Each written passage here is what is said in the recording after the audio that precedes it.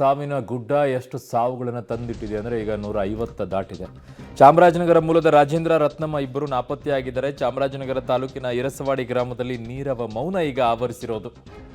ನಮ್ಮ ಮಗಳ ಮನೆಯೂ ಕೂಡ ಸಂಪೂರ್ಣ ಕೊಚ್ಚಿ ಹೋಗಿದೆ ಅಂತ ಹೇಳ್ತಾ ಇದ್ದಾರೆ. ಅವರ ಸಾವಿನ ಬಗ್ಗೆ ನಮಗೆ ಯಾವುದೇ ಮಾಹಿತಿನೇ ಸಿಕ್ಕಿಲ್ಲ ಅಂತ ಹೇಳ್ತಾ ಇದ್ದಾರೆ. ಸಂಪರ್ಕಕ್ಕೂ ಸಿಗ್ತಾ ಇಲ್ಲ. ನಮ್ಮ ಕುಟುಂಬಸ್ಥರು ಇಬ್ಬರು ಕೂಡ ಚೂರಲ್ಮಲ್ಗೆ ಹೋಗಿದ್ದಾರೆ. 6 ತಿಂಗಳ ಹಿಂದೆ ಕಷ್ಟಪಟ್ಟು ಮನೆ ಕಟ್ಟಿದ್ರು. ಸೋಮವಾರ ಸಂಜೆ ಚೂರಲ್ಮಲದಿಂದ ಚಾಮರಾಜನಗರಕ್ಕೆ ನಾವು ಬಂದ್ವಿ. ಅವರಲ್ಲೇ ಇದ್ರು.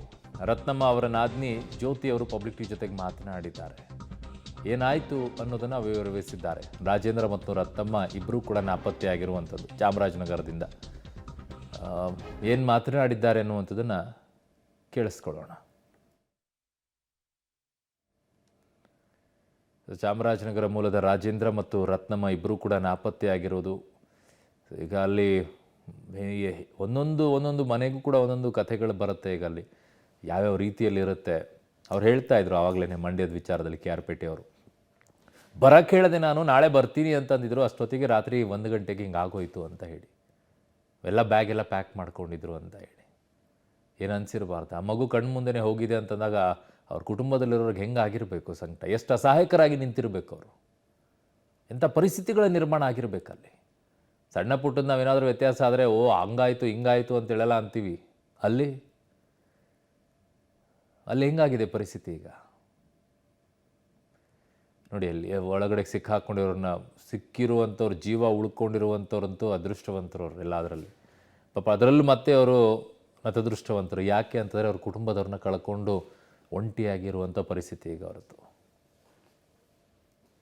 ದೇವರನಾಡು ಕೇರಳದಲ್ಲಿ ಸಂಭವಿಸಿದಂಥ ಭೂಕುಸಿತದಿಂದ ಇಡೀ ಕುಟುಂಬ ಈಗ ಕಣ್ಮರೆಯಾಗಿದೆ.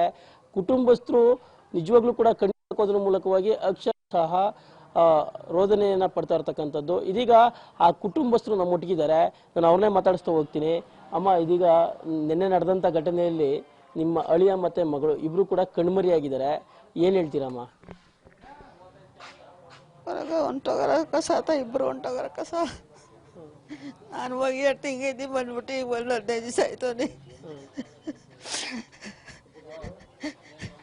ಏನು ಮಾಡೋಕ್ಕದು ಸಹ. ಎಷ್ಟು ವರ್ಷ ಆಯ್ತು ಮದುವೆ ಮಾಡಿಕೊಟ್ಟು? ಮದುವೆ ಮಾಡಿ ಸುಮಾರು ಆಗತ್ತೈತಿ.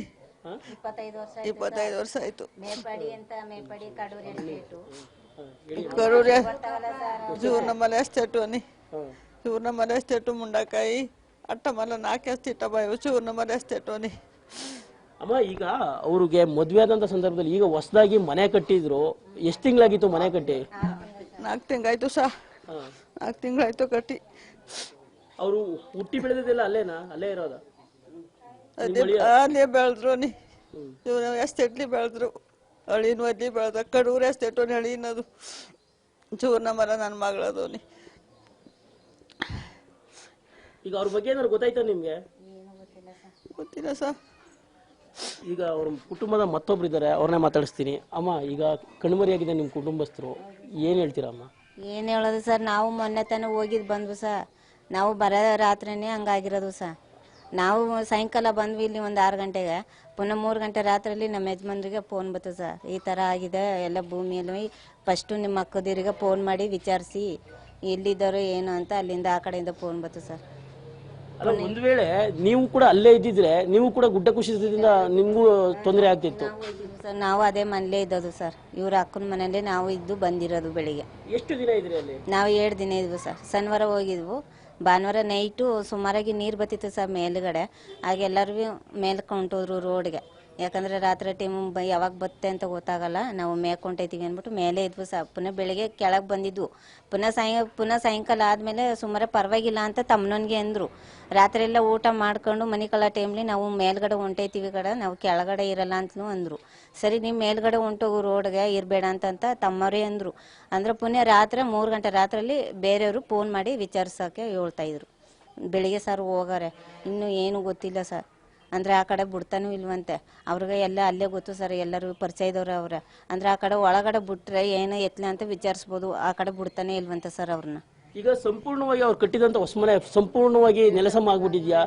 ಅವ್ರ ಬಾಡಿ ಏನಾರು ಸಿಕ್ಕಿದ್ಯಾ? ಐಡೆಂಟಿಫಿಕೇಶನ್ ಆಗಿದೆಯಾ? ಏನೂ ಸಿಕ್ಕಿಲ್ಲ ಸರ್.